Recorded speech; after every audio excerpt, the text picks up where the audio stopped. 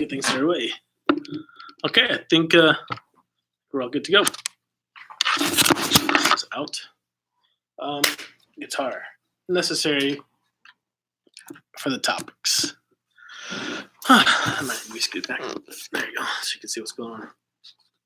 Sorry, I have 3 things going here, so it's a little bit. Okay, that should work. Good evening, everyone. Guitar players from all over the world. As you can see, I'm in kind of a heavier mood today, or as you can hear, I should say. So I'm just going to talk about a little bit about galloping and economy picking and metal.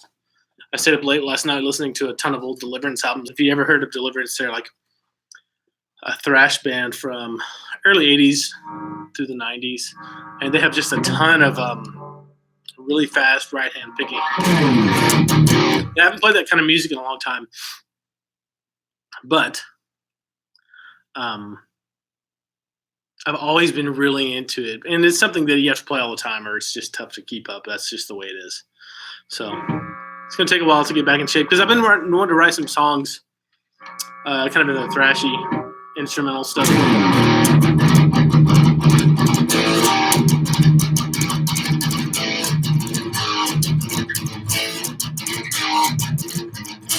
Something like that. And that, like, this is just the best way to get your right hand in shape, man, especially for that gallop.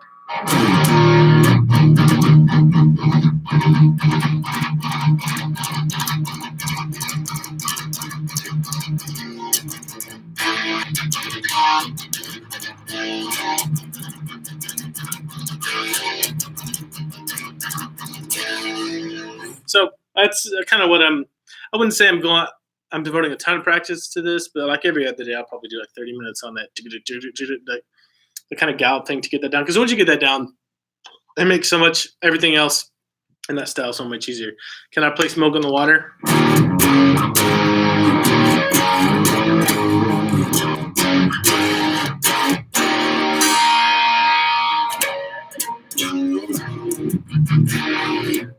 This guitar's a little bit out of tune. And I'm down to a half step, just in case you're wondering if you're like, what's going on?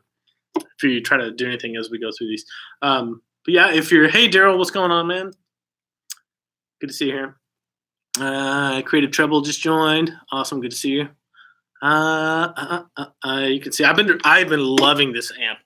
This has always been like one of my favorite amps in the world, Mesa Boogie F30. Because it gets a great, I don't know how it sounds on here, but it gets a great heavy tone. But at the same time, you can dial it back a little bit and smooth it out to where it's really creamy, like drive sounding. And then the clean channel is really good. I like the clean channel a lot. It takes pedals really well. Do you think Chord Buddy helps you learn? It depends. It depends on what your situation is. If you're in a situation where you have like a physical problem doing chords, I think it's awesome. I think it's a great tool if you can't make the chords anymore, if you're having some kind of really big trouble with getting the chords down. But if you don't have like a physical problem, I think it's a crutch that you're leaning on that you just need to bite the bullet and put in the hard work. That's what I think. So like if you have arthritis or if you've had some kind of trauma to your hand, then Chord Buddy's cool. If not, just do the work and go through it. You'll be glad you did. Juan says, what are your thoughts on guitartricks.com? Is worth paying for it? I like Guitar Tricks. There's a lot of valuable stuff in there. There's a lot of stuff in there. So it can be like the biggest thing is it can be kind of hard to wade through sometimes. And that's the thing with any online website that's been around for a long time. There's so much to choose from.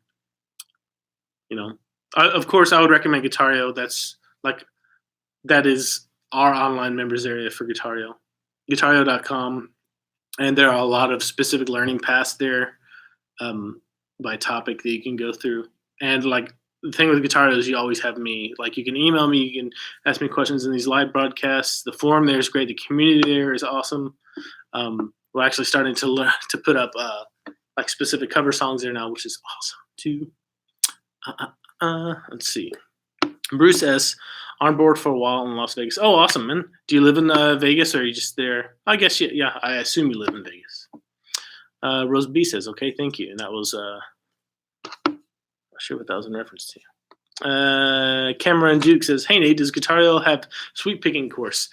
We have one that's filmed. It's not out yet, but we do have a few live broadcasts that are in the archives on sweep picking from DJ Tipple. Much better at sweep picking than I am. He's already done the course too. We just have to edit it and get it out. And it's like it takes you from like step one all the way to like the essentials of sweep picking too. So I love sweep picking, but I don't use it. I love practicing it.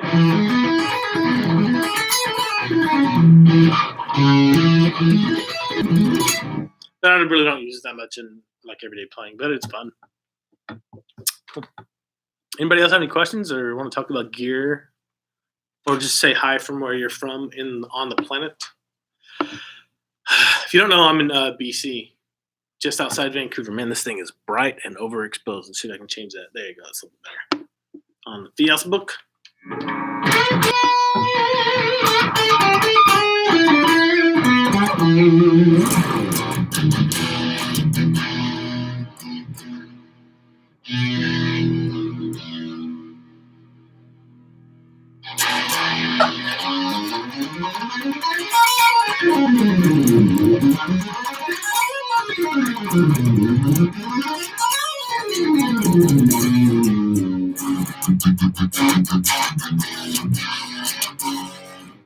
Randy Epp, hi from Chilliwack. Oh, that's Randy. I didn't know. Yeah, I did. That's a lie. Randy was just here a couple of hours ago. Hey, he works here. Tapping licks. I suck at tapping, man. I just never have found. I guess I've never written anything that's really cool with it. Then that explains why I don't ever really get into it. But one of my favorite tappers that not a lot of people have heard of or know is this guy named Don Lappin. DonLappin. Check him out. He is insane. He's so good. Fayetteville, North Carolina. Awesome. NS. Zach, is that Nova Scotia? Or is that am I missing something there? Because that's where my wife is originally from. What's up? Osmond, 110. Toronto. Awesome. New Mexico. Daniel Rivet. Awesome. I've been to New Mexico quite a few times. My friend and I used to go snowboarding in Angel Fire. Man, this is so weird. I don't know why Facebook. Look, guys, if you're watching on Facebook, I don't know why the comments aren't. Oh, maybe this is why. Let's try this. Nope. The comments aren't showing up.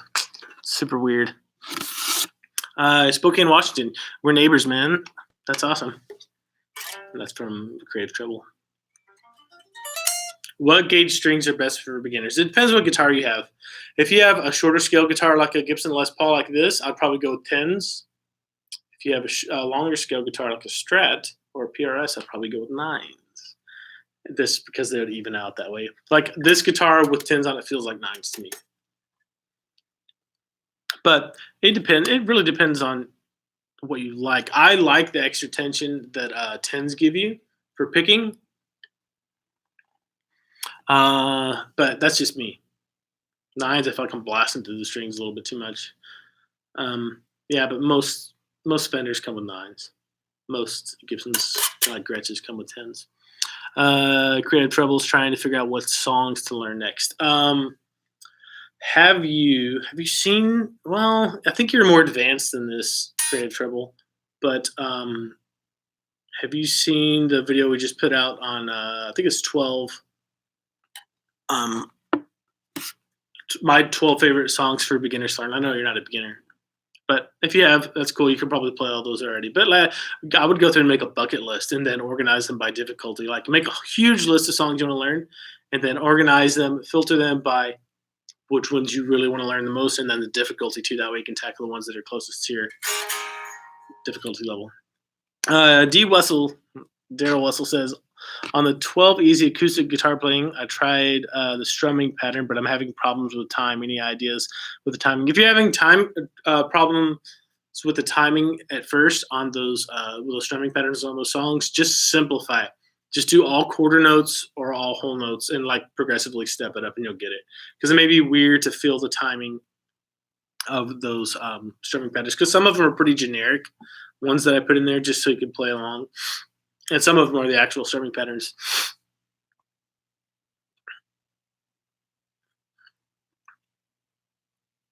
Creative Trouble says, I'm thinking of doing the song Dead Flowers by the Rolling Stones. Cool, man. Or Proud Mary. Proud Mary is a good one. I think that one's actually in that video. Let's see. I can't even remember it.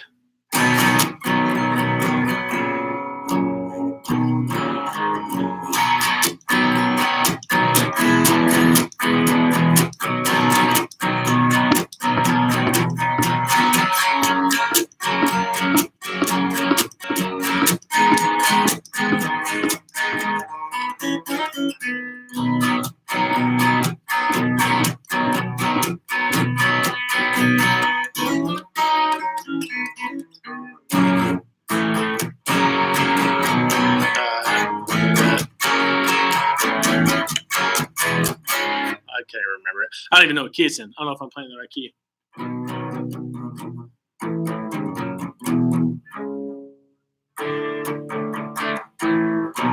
I don't think that's the right key. I think that's why I'm having trouble remembering. I think it's in a different key.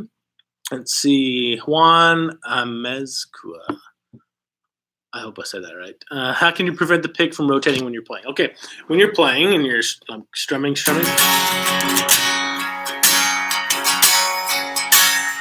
When you do that, you're gonna at first it's gonna be difficult because it's gonna just be weird, right? Like I don't even need to do this hardly anymore. I can hold it just like that, just barely holding on to it. You learn how to kind of keep control of it. But at first, when you start doing this, grip the pick with 2 fingers, like this, or just grip it with first and thumb, and then use this finger to kind of make little micro adjustments as you're strumming to kind of keep it in place. So if a slip starts turning this way, then just push it back a little bit like that as you're strumming. It's weird to get used to that at first, but it does work. But eventually you're going to get to where you have control over it. You're going to find out how much pressure is enough to where you're keeping it in your hands, and you're going to find out how much is not enough to where, it goes flying out of your hands. So experiment with that.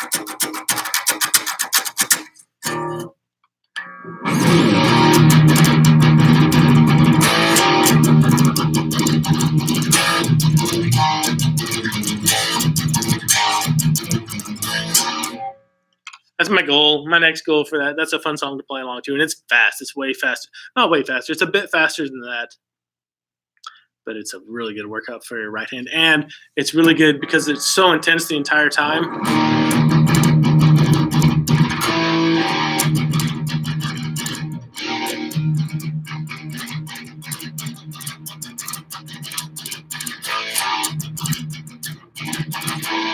That it's really tempting to try to tense up, but if you tense up, you can't play it. Just no way. It's the challenge is to hold on lightly enough to where you don't tense up, and you can make those quick movements, but you can dig into the strings hard enough to get that really aggressive sound.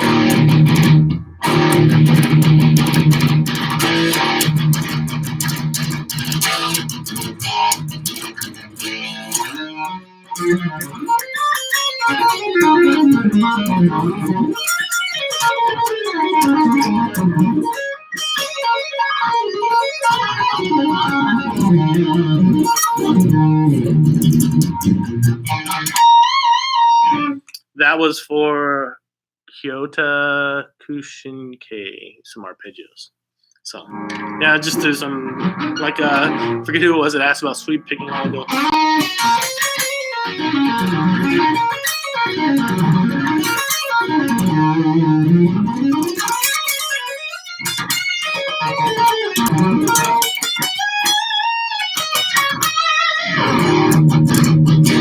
Randy says thrash metal in general is great for right hand endurance. I couldn't agree more, man. I like out of all my the styles of metal that I like, thrash is my favorite by far. Let's see. Timelapse King says, "Hi, it's Timelapse Kings. Can you play a solo in A minor pentatonic? Make it your own." Sure. Let's see.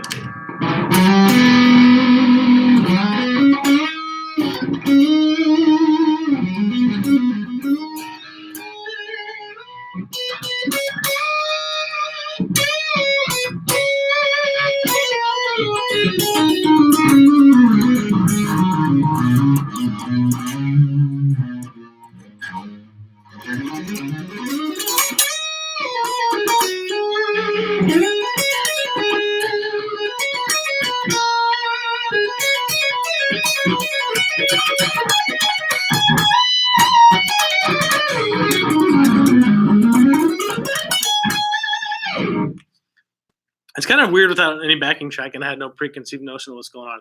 And I tried to keep it all pentatonic there, but I did not do it, unfortunately. I threw in some just like A natural minor. But like keep it a little more simple.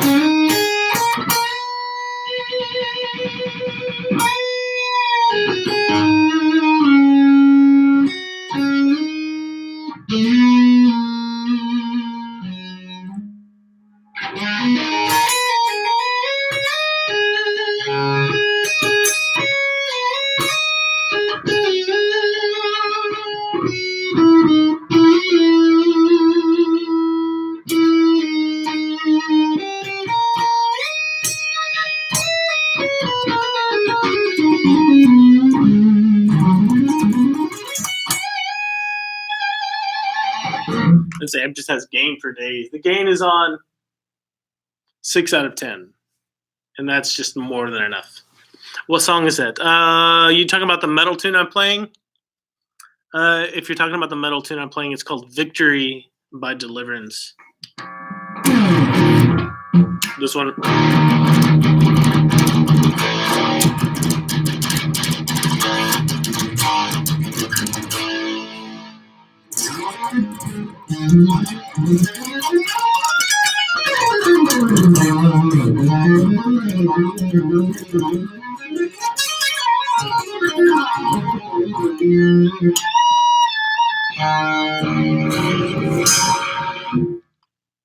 I have not like played solos and improvised over metal in a very long time, so it's feeling really scalar. But you have to get back into it somehow at some point. So that's where I'm at.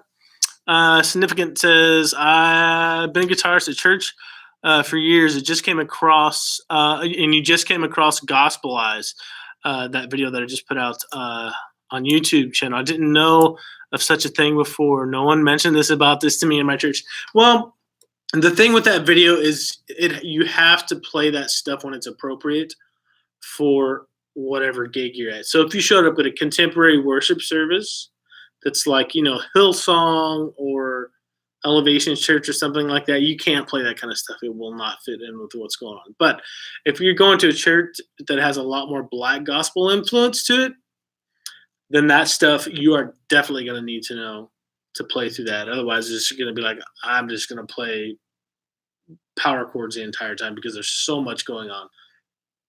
But yeah, a lot of people do that. And even I went to a church in Houston for probably 3 years where the band was just incredible. It was almost like a jazz combo, but it was really heavy gospel, like really heavy, really intense gospel. The bass player was sick, drummer was sick, keyboard player was sick, and there were a bunch of white dudes too. But it was kind of like a half black gospel church where that was the type of music that they were shooting for. And like at that time, if I would have tried to play a gig at that church, I'd have gotten my butt kicked. There's no way I would have been able to do it, like, because I didn't know enough of the chord voicings or how to deal with chord progressions like that. And that's what that video kind of takes care of. So yeah, it's a super fun video. Had a lot of fun researching and doing that one.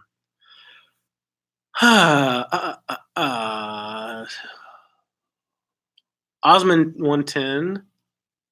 Let's see. Time lapse. What happened? Did I miss something? No, I didn't skip it. I played a solo A minor pentatonic. I did not skip your comment, man. You may have to go back and look for it later. Osmond 110 says, what's a good timing exercise to play with a metronome, but any other tips or exercises? My favorite thing, my phone is doing Instagram right now, so I can't really do something a little more mild for you. What I'll do if I know I'm going into the studio and I need to work on my timing is I'll put a metronome on, just like starting at 70 beats per minute. 1, 2, 3, 4. Then do quarter notes. 1, 2, 3, 4. 1, 2, 3, 4. And then go to 8 notes. 2, 2, and 3, and 4, and 2, and 3, and 4. Do that for a while, and then I'll go to triplets. 8-note triplets. 2 and 3 and 4 and triple it, triple it, triple it, triple it. 1, 2, 3, 4, and then 16th. And back down to triplets. Triple, triple, triple, triple, and then back to eights. Then quarters. And what you do is you take that and you go from 70 beats per minute and then take it all the way down to like 50 in intervals of 5 beats per minute. So like go to 70, 65, 60, 55, 50, and then work your way back up to about 90. And then go from like 70 to 90. And that'll let you know if your timing is. You can do that with either strumming or single note stuff. And that's going to kick your butt into knowing, hey, my timing's okay or it's terrible. I need to work on it. Most of the time when I do that, it's terrible and I need to work on it. So let's see. Okay. What is music theory? This is from Juan Amezcua. What is music theory? Is it necessary to know in order to play guitar? You don't have to know to play guitar. I think it just makes your life a little bit easier when you're figuring out stuff and playing with other people. Music theory, like a really good definition for it, I think, is learning to identify what you hear in music. So let's say somebody says, play a 1-4-5 progression in the key of G. I know just because I know a little bit of music theory, I know a little bit about major keys and how chords work, that a 1-4-5 in the key of G is G, C, D, those 3 chords. And if I didn't know that, I would have to rely on somebody else to tell me, hey, Everett, how's it going? To tell me, hey, okay, you need to play a G, a C, and a D in the key of G major. Instead of just saying, okay, play 1-4-5 and G, 1, 2, 3, 4, go, right? And or like even then, it relates to ear training a lot, to where if you hear something and you know what key you're in, you can automatically identify it. And it's really just indexing and learning to recognize different things that we use that you come across often in music. Access 2084 says, I thought you were going to discuss new innovations about hanging guitars on the wall. Darn it, I'm a disappointed old guitarist now. Oh, well, I can talk about the way I hung those on the wall, if you want. You know those little spring-loaded, they're about this big, and they're spring-loaded, little butterfly things. All I did was, instead of like doing sheetrock hangers, I stuck those through the wall once they were on the long post, along the long screw or bolt in there, stuck them through and just tightened it down. It pulls up against the wall. It's awesome. Way easier than finding a stud or doing sheetrock hangers. Good to know some theory, but I'm not good used to it as a crutch or stick. It's once good to know some theory, but not good to use it as a crutch or stick to it strictly. I don't consider it a crutch at all. I consider it an asset or a tool. And I don't even think about it. Like, it's gotten to the point, like on regular everyday stuff that you normally hear on the radio, it's not like jazz or, Afro-Cuban music. Like, you don't even read, once you learn it, you don't even really need to think about it. You automatically know what it is because you've gone over it and categorized it so many times. Cherry Burst Les Paul looked expensive. It's not that expensive. Like, it's really thin. So like normally this guitar, I think a Les Paul Standard is normally like $2,600 or $2,800. I think this one was $16 or $18. It was a lot cheaper because it was it's just thinner, less material, right? Bruce S says, Reformed Jewish Synagogue, a guitarist frequently accompanies the services. Oh, okay, cool. I didn't know that. Bounce metronome. Have I tried it? No, I haven't tried it. I don't even know what it is. Let me know what it is in the comments if you like. Let's see. A Molly anchor. Bound to be successful. Says, Yo, Nate. Loving your vids, man. I'm going to audition for The Voice. Awesome, man. I'm trying to learn to play and sing at the same time. That's a tough one. It's called a Molly anchor. Okay. Like, all this is hearsay for me because I'm not really a singer, but my wife is, and I'll tell you the stuff that she tells me. Learn the guitar part first by itself until where you know it like perfectly. You don't have to think about it. It's like effortless, right? Minimal effort. And then learn the singing part by itself to where it's minimal effort, to where you just know it like the back of your hand. Only then put them together, and then it'll have a lot easier time. And like, be conscious of cues in the music. that help you get through doing those two big coordinations at the same time. So like either strums or changing to certain chords or certain lyrics, like the eighth note after I sing this word, I switch to this chord or something like that. Just work with cues and stuff like that. Sunday John says, I learned something new. I learned same thing new. Well, I kind of learned something new today. I'm kind of reiterating some stuff. Todd Lehman on Facebook says, "Hey Nate, do you know that you can reverse the live view?" No, I didn't know that. So it's normal. Let's see. Excuse me, guys. I'm just gonna get this done. Reverse the guitar better. Not sure for the few extra seconds, but it would be easier to follow what you're actually doing. Your live feeds are great. But I just can't reverse my vision too. No, that's awesome. I'll look into that next week when I do this one. I thought I was just stuck with it, man. Hopefully Instagram has the same thing, but I don't know if they do anything.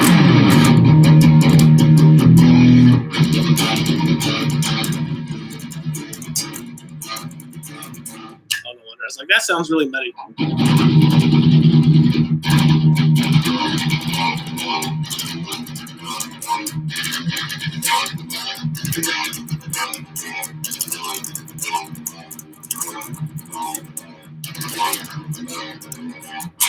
It's a good workout, man.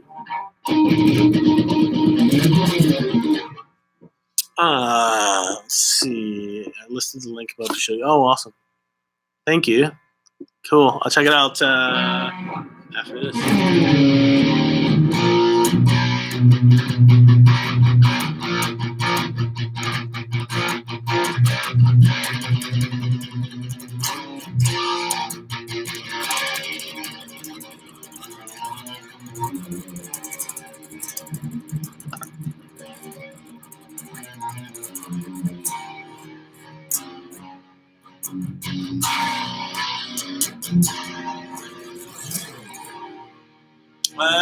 Ben Peterson says favorite jazz lick. I'm not really a jazz player, man, but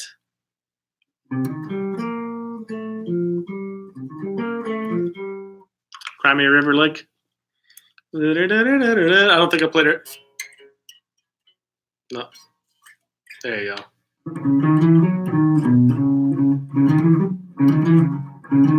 It's been forever. There you go. I really like just major 7 arpeggios. Yeah, the lick.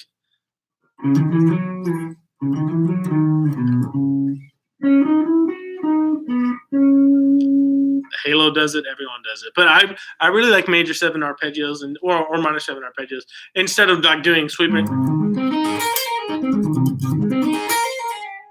Something like that. If you put the 7th in there, it sounds way like more colorful, and it doesn't sound like you are running up and down an arpeggio, but it doesn't sound as stock as something like that. Something like that. I think I missed a bunch of stuff right here where I was mindlessly thrashing a boot.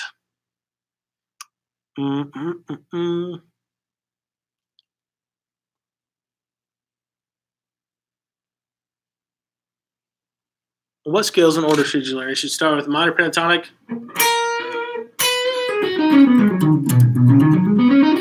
Then add the blues note to it to learn the blues scale.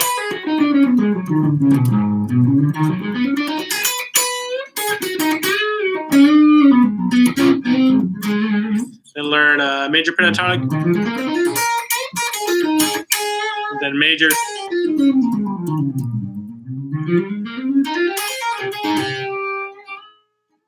And then the Dorian scale and natural minor scale. So the difference between the Dorian and natural minor scale. And I like after those, like once you have those down, learn whatever you want. But those are like to me, those are the important ones. What kind of techniques do you want to learn, Bishal? Let me know. And I'll try to accommodate that. There's so many that I could go over.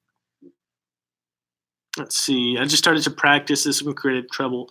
Hello, Moss Miller 333.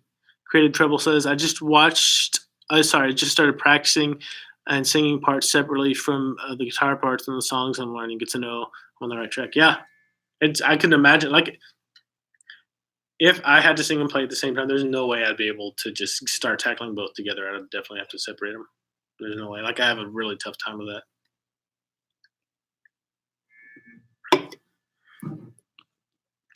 What's my favorite scale?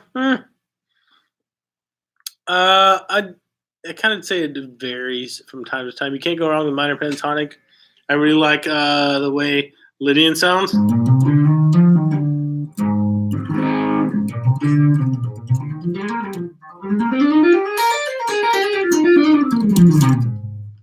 I really like the way Dorian sounds because of the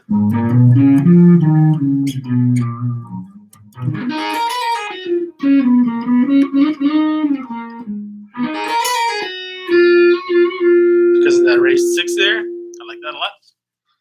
Those are some of my favorites. I love major pentatonic stuff too. I think it's because of Eric Johnson, like the whole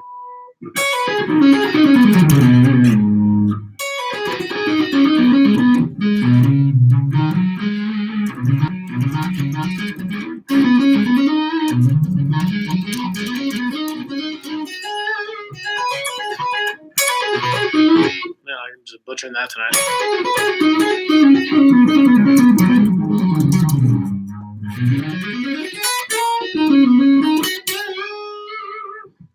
Yeah, I really love major pentatonic scales too.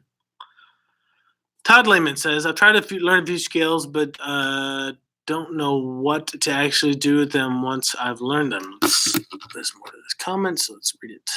Yeah, it totally makes sense. So it does you almost no good to learn a minor pentatonic scale like this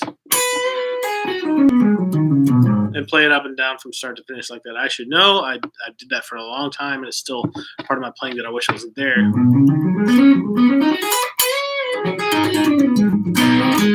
So you have to start choosing your notes out of the scale better. So if you're playing over an A minor, you have an A minor scale. Sorry, A minor pentatonic scale that you're using. Instead of doing this,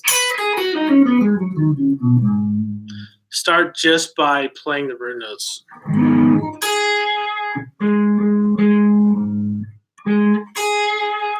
And like you made a conscious decision to choose the root notes out of that scale.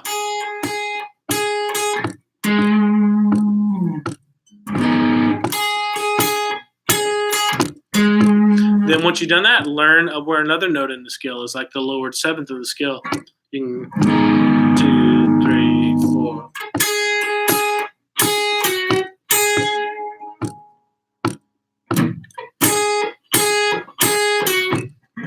The root.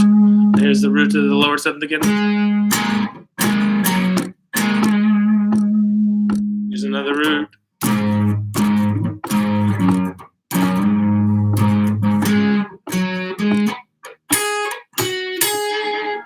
And then start learning where the thirds are of that scale. So if you have your root right here, the third's right here. So you have 2, 3, 4.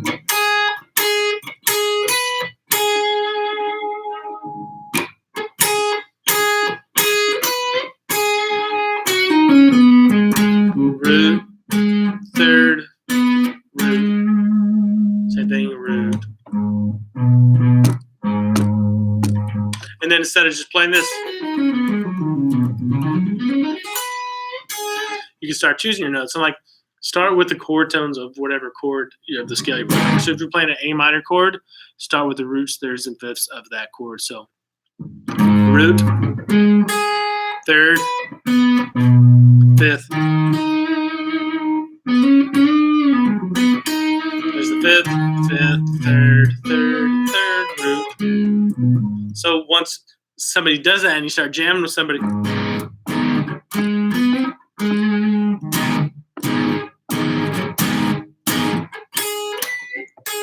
you can actually intentionally hit notes that you hear in your head and actually call them out. And the more you build on this, the more options you'll get. Todd says, for example, say I'm playing a G scale. The root is every G, right? You're correct. Every G in this scale. So if you're playing a G Major scale.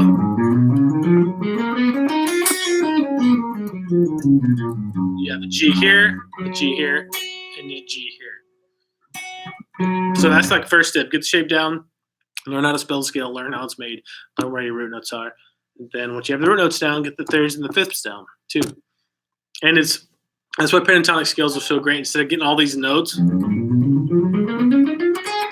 in a major scale, pentatonic scales strip out two of the notes that are not chord tones. So you're left with this. Notes that are almost guaranteed to sound good over the G chord. But you strip them out a little bit further.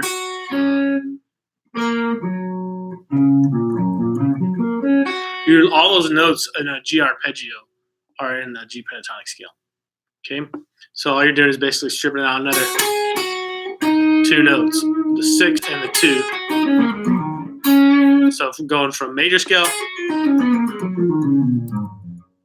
and then taking the 7 and the 4 out of the major scale to get a major pentatonic. And then you're going from that to stripping out the 2 and the 6 if you play an arpeggio. So root, third, fifth, root, third, fifth, root. So start there, and I would start with a minor pentatonic. Just put a jam track on and with one minor chord. And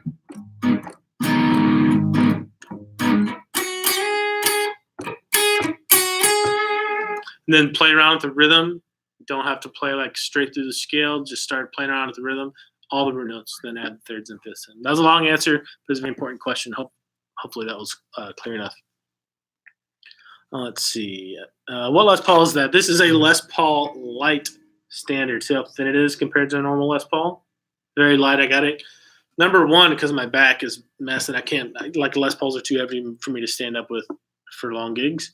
But number two, it's more balanced than a regular Les Paul. Some Les Pauls can be kind of sappy sounding, kind of almost too thick sometimes. This one sounds more like a cross between a Les Paul and a SG. How to record, Ben Peterson says, Ben Peterson says how to record guitars and vocals simultaneously. You need a computer, an audio interface, 2 mic cables, and 2 mics, and some kind of recording software, which is free nowadays. So, Bruce S says, how do kids like Toby Lee, a 14-year-old blues guitarist, get so good? A lot of practice, natural talent, combo both. I think a lot of it has to start. I think it's a combination, but I think a lot of it has to do with starting early and being around the right environment and learning the right things right off the bat. But starting early definitely has a huge advantage. Like there's a 7-year-old kid named James going through Acoustic Guitar Made Easy right now, the course on Guitario, and he's keeping up or blowing away all of the adults. 7 years old. But he's just so into it, and he's having so much fun with it. He's just absorbing like a sponge. I'm like, by the end of this, like in 2 years, 2 or 3 years, if he keeps it up at this rate, I won't be able to teach him anything. It's just crazy. He's going to have to go to some bigger, like private instructors or to a college or something to really keep digging in. I can't do anything about the sound, man. It must be just YouTube's stream. LMUnity Entertainment says, hey, Nate, are there any songs or music that can be played with only G major pentatonic and some open chords? Yeah, for sure. I can't think of any off the top of my head, but there are there's loads of check out the YouTube video on that we just put out, 12 great songs for beginners or something like that. It's on our YouTube channel. It's one of the more recent videos, but that goes through 12 songs that use mostly open chords, and none of the songs for the courses use more than 4 chords or 1 strumming pattern to play. And I've heard loads of guitar solos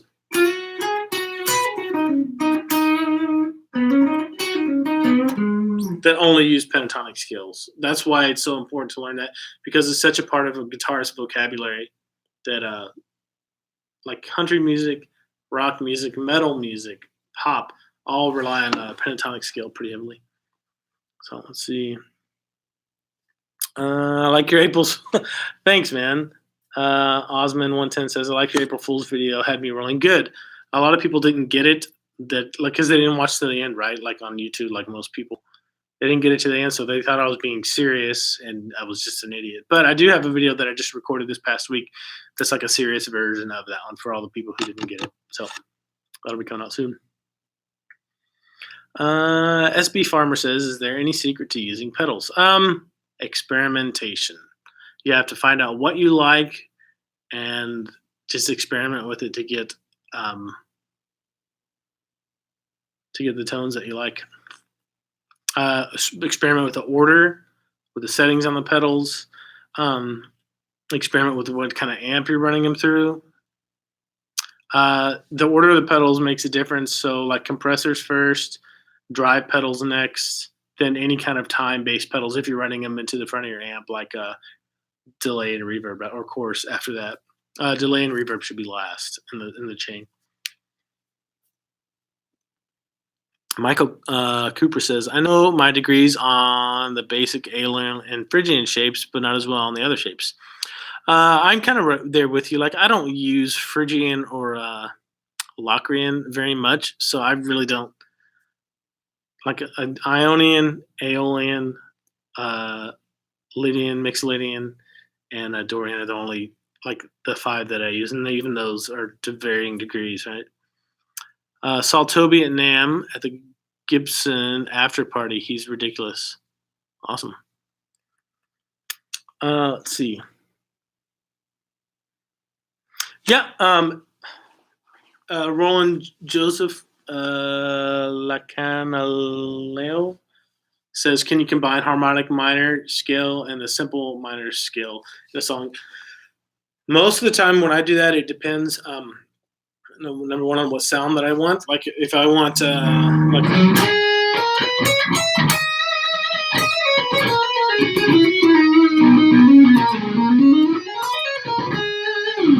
you want just a natural minor sound and the chords you're playing over, you can get away with it, like it's not conflicting, then you can do that. Or if you want a harmonic minor sound,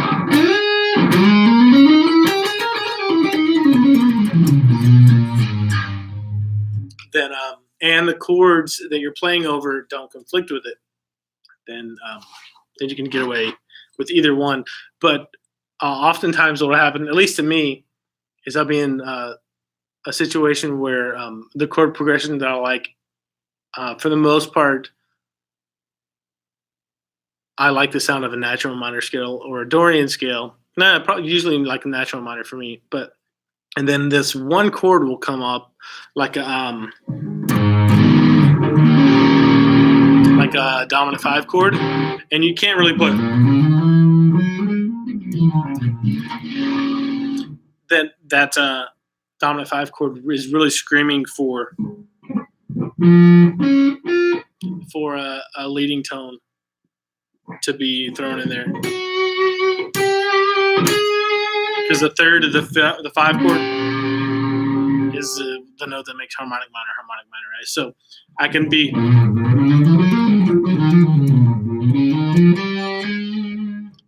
I'll use like maybe natural minor for most of the progression, and then just adjust what I'm playing when there comes like a chord that has to be altered. So in that case, it'd be with the E, G sharp, B. And it's like if there's a G sharp in one of the chords, then you have to adjust it accordingly. Otherwise, it's going to sound funky. Let's see.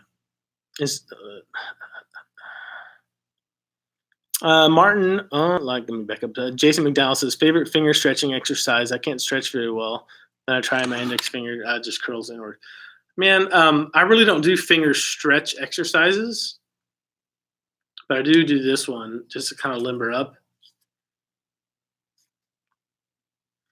But I do this one a little bit, where you just kind of wring your fingers out just to get them ready to do some playing. I have heard of people doing this, but I've never had a problem like stretching between frets. Like the people that I have heard that are problem stretching said just do this. I've heard that from a few people, but I've never had to do it. Martin says, "Well, I'm fairly new to the channel. I just started. It's nice to see someone passionate and sharing all the knowledge and experience without asking anything in return. Kudos. Back to my lesson." Oh, awesome. Go hit it, man. Practice, practice, practice. Cool. I'm glad you're new to the channel and just hitting the guitar up. That's great. Roland Joseph says, "Can you combine harmony?" Oh, that just answered that one. Sorry. Okay, cool. Thank you. HJM882 says, "Hey Nate, just picked up the guitar last month. I was wondering what's the best way to break my practice time up between fretting, other exercises, learning songs, or should I focus on one more than the other?" Um, well, first of all, you should sit down and really write out some very specific goals that you want to do that are very like small, bite-sized, attainable goals. That is going to dictate what you do with your practice time. And within those goals, you should always have like a musical means to an end. So always be learning like a song or something like that. So if you're working on getting your basic open chords down and you're strumming, that's great. But you want to have a musical end to that. So pick out an easy song to be working towards. So you're not just, well, I have all these chords now. What do I do with them? I have this strumming pattern. What do I do with it? Go check out that lesson that we just put up on the channel like last week. It's or week for us. 12 best songs for beginners. Check that out. Pick out a song or two and make those your end short-term goals, and then your other practice points in your practice time will be the things you need to practice to make those happen. So if you need to learn a G, C, and a D chord to make the song happen, then that's what you should be spending your practice time on. And if you need to learn this strumming pattern or some strumming technique or a little bit of music theory in order to make this happen, then that's the other practice points you should be spending your time on. And your way to tell when you have all this stuff learned is you can play the song, right? Like Let It Be by the Beatles is a good one. Knocking on Heaven's Door is a great one to get those fundamentals down. So that's what I recommend. Be very consistent in your playing, at least 30 minutes a day, 5 or 6 times a week, multiple times a day if you can. Let's see. Crystal Cormier says, "Do you use a thumb pick in your playing, and what's the cause of fret buzz? Does anyone have anything to do with nut kneeling or being to be changed?" Sometimes I use a thumb pick when I'm doing certain types of fingerstyle stuff, but not all the time. Like I use a thumb pick when I play with my wife because I play a lot of acoustic, and I have to go back and forth between fingerstyle and strumming, so that really helps. Or if I'm doing like a lot of Travis picking or like Chet Atkins type fingerstyle stuff, I'll use thumb pick. The cause of fret buzz can be multiple things. The most common thing is if your neck needs adjusting. So if the neck is adjusted too far back to where it's bowing this way, then that can cause fret buzz. If you need a fret job, if your frets are worn out and you have divots in your frets, that can cause fret buzz. If you have some other structural problems with your guitar, that can cause fret buzz. Or if you need a new nut, which isn't very often, that can cause fret buzz too. That's one of the biggest things. But if your guitar is really old, the nut might need the grooves might be worn down to where they're really low, so the nut might need to be shimmed up, or you might need a new nut. So it could be that. Most of the time, it's just the neck that needs an adjustment.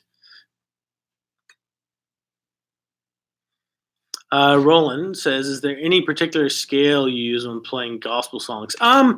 Pentatonic a lot, like major pentatonic stuff. Like you'll hear a lot of this. Crap, sorry. Stuff like that. Or like.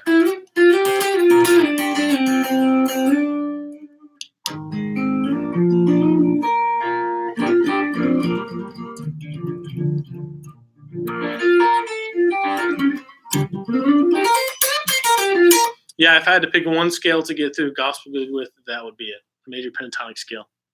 And since major pentatonic scale and minor pentatonic scale shapes are the same, then I'll be covered for minor too. So you do a lot of like double stops.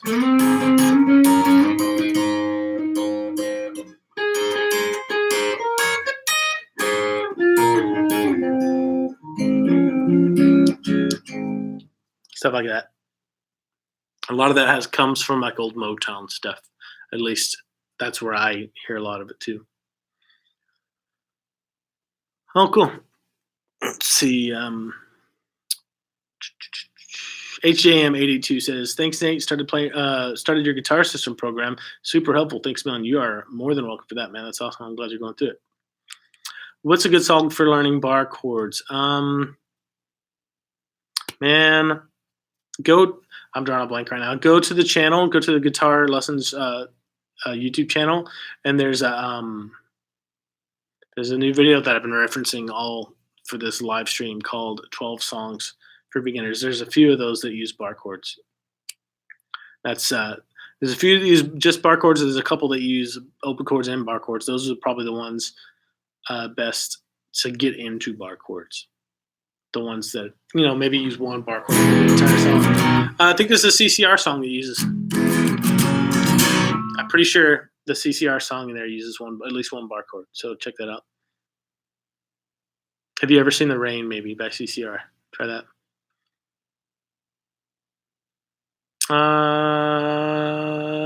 Okay, that's great. Crystal says Lenny Kravitz Fly Away is a good song for bar chords.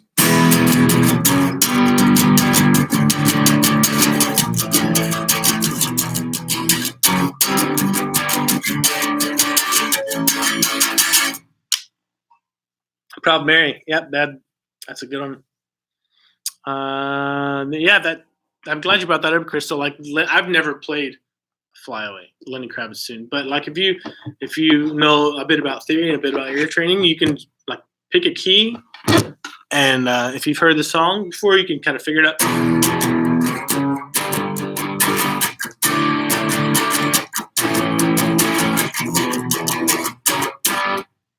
Cool.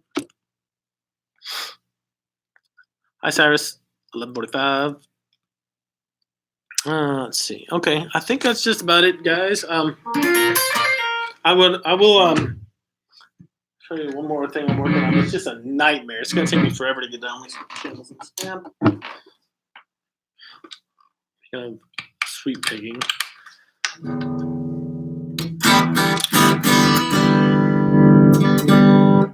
Okay. So it's a solo to a song that I'm working on. It's one of the last ones on this instrumental album that I've been working on. It's just nasty, man. The sweep picking on it is. I can't even do it. I have to do it slow.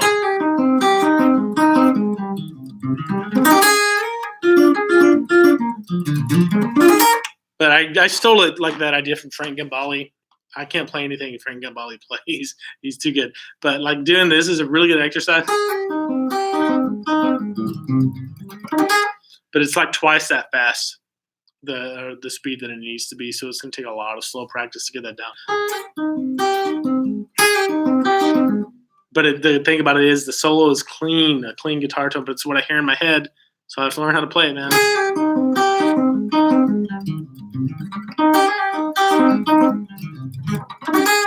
Nasty.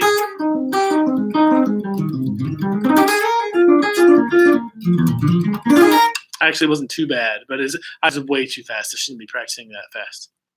But the idea of that is just a major 7 arpeggio sequence in groups of 4 down. 1, 2, 3, 4. 1, 2, 3, 4. 1, 2, 3, 4. And then dominant 7 arpeggio, 1 step up.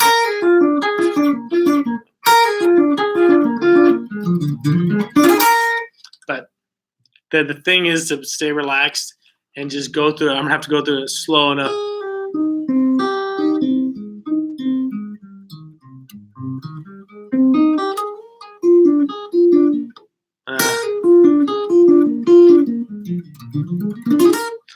Go through it slow enough so many times where it's just second nature and I don't have to think about it. But it's a good skill to build, and it's like a type of playing that I really like. Like I was saying, I like major 7 arpeggios because they sound different than just that kind of crap.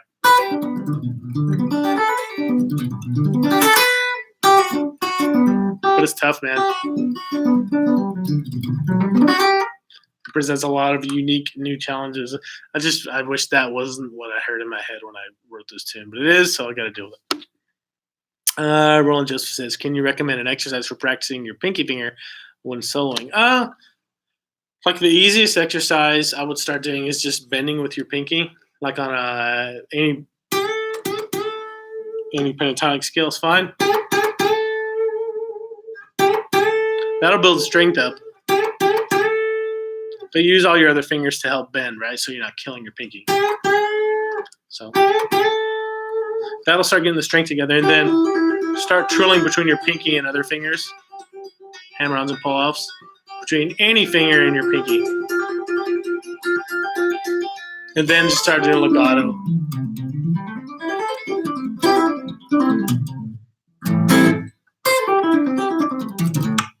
Then start doing legato with your pinky, like on a minor pentatonic scale. And those, like, do that.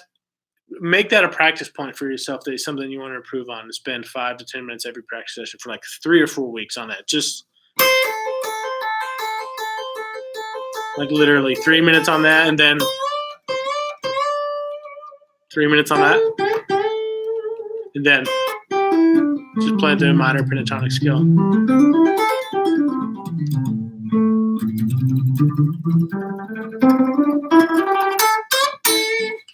Man, this guitar feels fantastic, I have got to say. Cool. Nice guitar. Yeah, thanks, man. This is a new one. I've wanted it for so long, and it's met every expectation that I had. And I even plugged it up and did some heavy stuff today through it. It doesn't sound as tight as the Les Paul because it's semi-hollow, but it's really good. I could use it for that stuff if I had to, but I would use the Les Paul for heavy stuff first. Guys, thank you so much for joining me. I always have fun on Monday nights. I can decide if I'm going to exercise or not. I did leg day yesterday. I might go for a run tonight. Might do some push-ups. I might go home and just chill out. I hope you have a good day. I'll see you here next week, exact same time. I might be at home next week, though, doing the live broadcast. Either way, I'll see you then. Have a great one, guys. Bye.